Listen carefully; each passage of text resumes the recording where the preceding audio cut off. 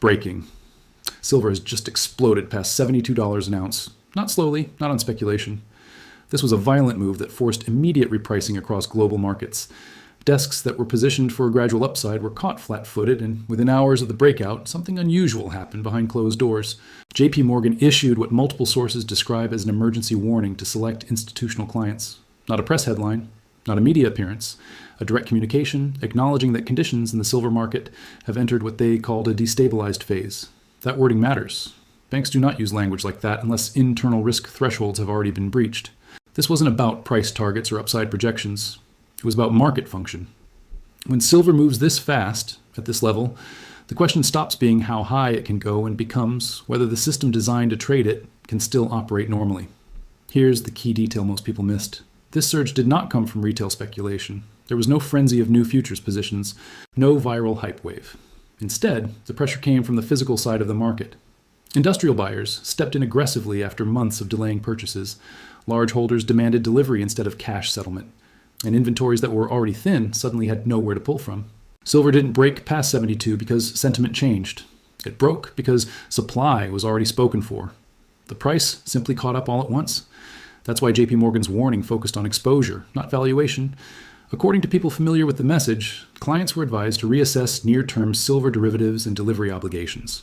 That is not something a bank does unless it sees elevated settlement risk. The risk that a contract, while valid on paper, may not be easily fulfilled in reality. This is the moment when a commodity stops behaving like a trade and starts behaving like a constraint.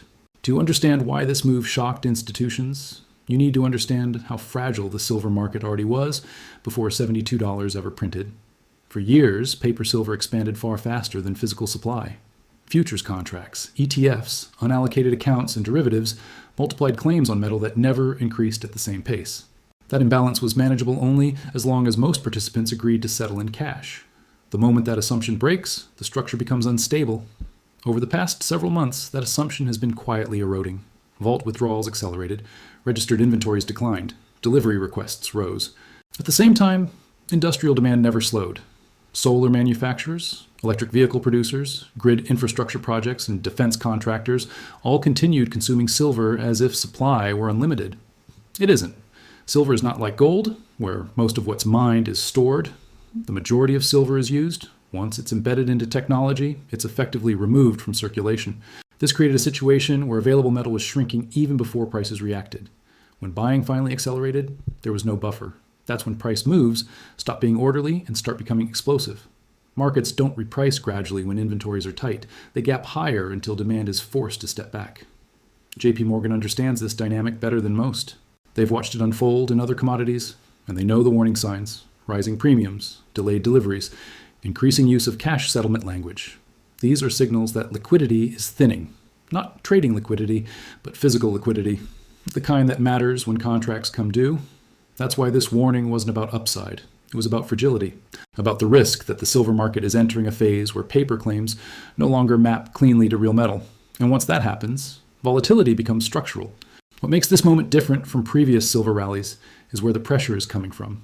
In past cycles, price spikes were driven largely by speculative flows.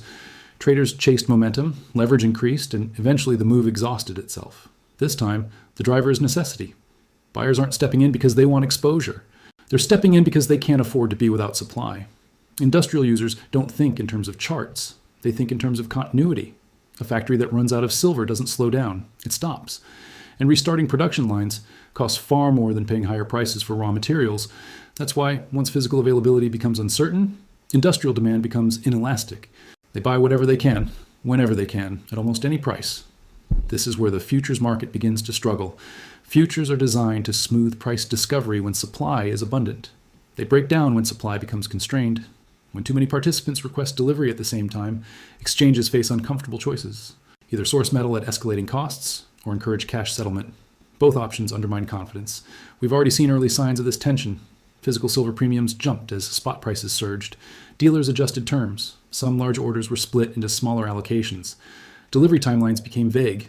These are not random inconveniences. They are signals that metal is being rationed quietly. JPMorgan's warning fits perfectly into this picture. When a major clearing institution begins cautioning clients about delivery exposure, it means internal models are flashing red. Not because price is volatile, but because availability is uncertain. And in commodity markets, uncertainty around delivery is the fastest way to turn stress into crisis. Once participants start questioning whether paper claims will perform as expected, behavior changes rapidly. Hedgers turn into hoarders.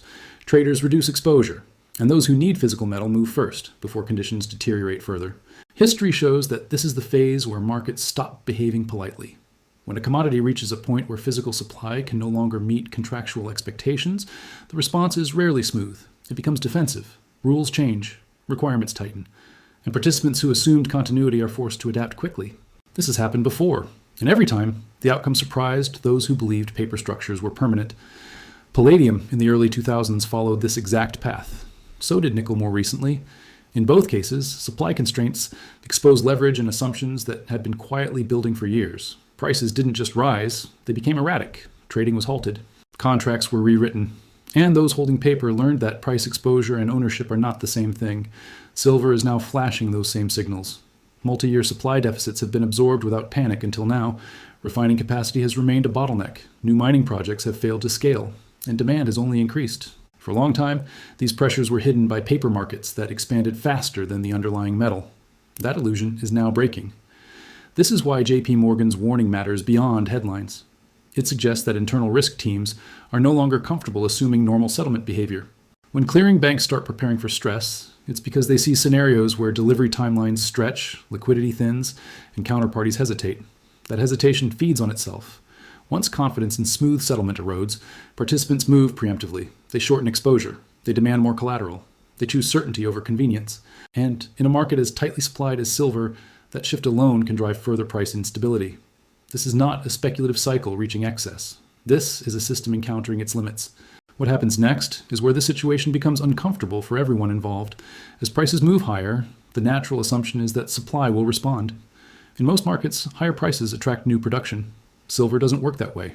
Roughly 70% of global silver output comes as a byproduct of mining other metals. That means even a sharp rise in silver prices doesn't immediately create more silver. If copper, lead, or zinc production slows, silver supply falls regardless of price. At the same time, demand is becoming non-negotiable. Energy grids are being upgraded, solar installations are accelerating, electric vehicles continue scaling. Data centers and AI infrastructure require massive amounts of conductive material. Defense procurement is rising quietly across multiple regions. None of these sectors can substitute silver without performance loss. There is no practical replacement that matches its conductivity and reliability at scale. This creates a dangerous feedback loop. Higher prices don't reduce demand quickly enough, but they do expose weaknesses in delivery systems. As availability tightens, buyers pull forward purchases. As buyers pull forward purchases, inventories drain faster. And as inventories drain, price volatility increases. That's the cycle JPMorgan is warning about. If this continues, the next pressure point won't be price resistance. It will be trust.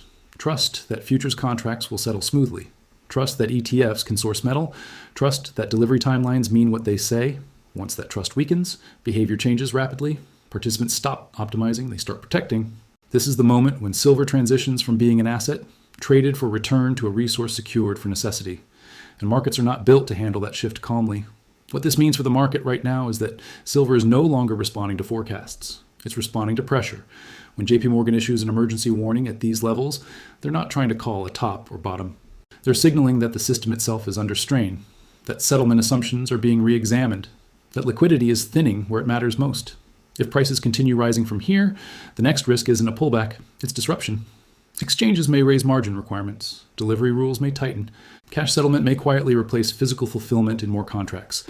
None of these actions calm markets. They are defensive moves designed to preserve function when stress becomes unavoidable. For those watching from the outside, this is the key takeaway. Silver has entered a phase where availability dictates behavior, where price is reactive, not predictive, and where the difference between exposure and ownership becomes critical. This is not a typical commodity cycle. It's a structural adjustment playing out in real time. Moves like this don't happen without warning signs, multi-year deficits, industrial demand that refuses to slow, strategic stockpiling, export controls. And now, explicit concern from one of the largest clearing institutions in the world. When those signals align, markets don't revert to normal. They adapt, often abruptly. The surge past $72 is not the story, it's the symptom. The real story is that the silver market is being forced to confront its own constraints. And once that process begins, it doesn't stop simply because price feels uncomfortable. This is the phase where outcomes widen, where volatility becomes persistent, and where those who assumed stability are forced to reconsider their exposure. Silver is no longer just moving higher. It's redefining how the market around it functions.